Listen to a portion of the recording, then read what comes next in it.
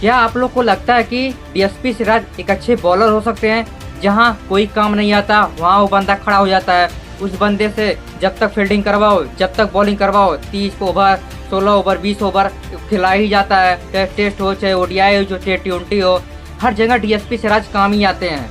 और कभी कभी मैच में जसप्रीत बुमराह जब खेलने आते हैं तो उनके ऊपर सर ढकेल लिया जाता है, तुम विकेट मारो, तो भी डीएसपी सिराज रहते नहीं है, आराम नहीं करते हैं, तो भी फील्डिंग से कुछ ना कुछ जरूर कारनामे कर ही रहते हैं। और पिछले कई मैचों में विकेट लेके कुछ ना कुछ कारनामा कर ही रहे हैं। वो खिलाड़ी टीम के लिए जो हमेशा खड़ा रहता है, अपना जी जान पूरा लगा ही देता है उस मैच में, कहीं रन ना जाए। आप जाके देख लो बॉर्डर गवास्कर सीरीज, उसमें 157 ओवर गेंदबाजी की थी। भैया यहाँ पे एक दो गेंदबाज मतलब एक दो ओवर खिला दो, किसी का एक उखड़ जाता है, कुछ का कुछ हो जाता है, लेकिन 157 ओवर मामूली बात नहीं होती। 157 ओवर बहुत बात होती है। आईपीएल में उनका सिलेक्शन हो तो आईपीएल 4 ओवर उनका फिक्स ही है, वो खेलेंगे जरूर।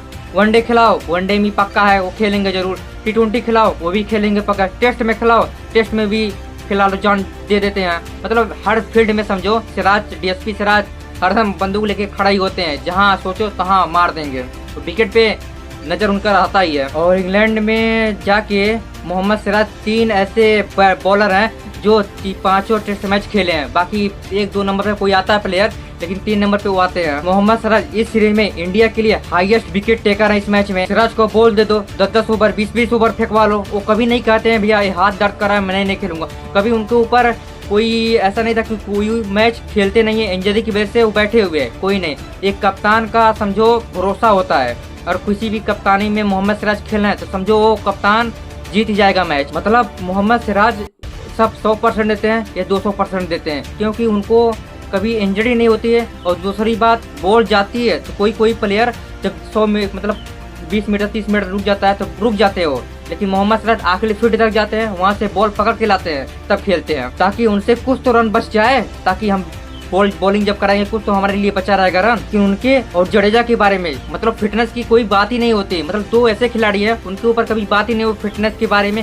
कभी तुम ऐसे खेलते हो, कभी तुम ऐसे हो, ऐसे एक बचाओ एक करो। उन्होंने मैच के खिलाफ उन्होंने कभी रेस्ट मांगा ही नहीं था। जब मन मनाओ, जब बुला लो हमको, तब हम तैयार है खेलने के लिए। कोई इंजरी नहीं, कोई बकवास नहीं। सिराज के अंदर कहानी ही कहानी है। अगर सिराज को बॉल देते हो तो बॉल लेके कोई बॉल फेंकते हैं तो ऐसा नहीं सोचते हैं कि हम बॉल फेंक देंगे, 6 गेंदा है फेंक देंगे, बाद हमारी काम खत्म हो गई।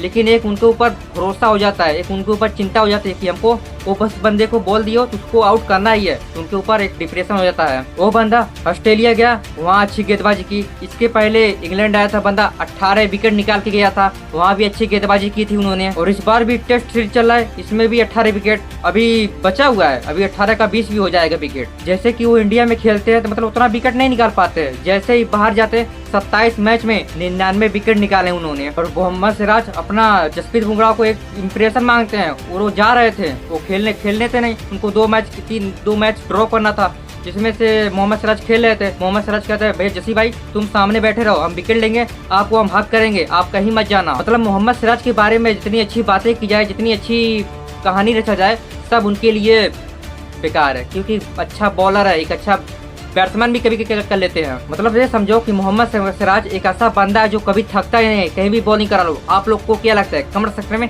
जरूर बताना। मिलते हैं आप लोग से अगली वीडियो में।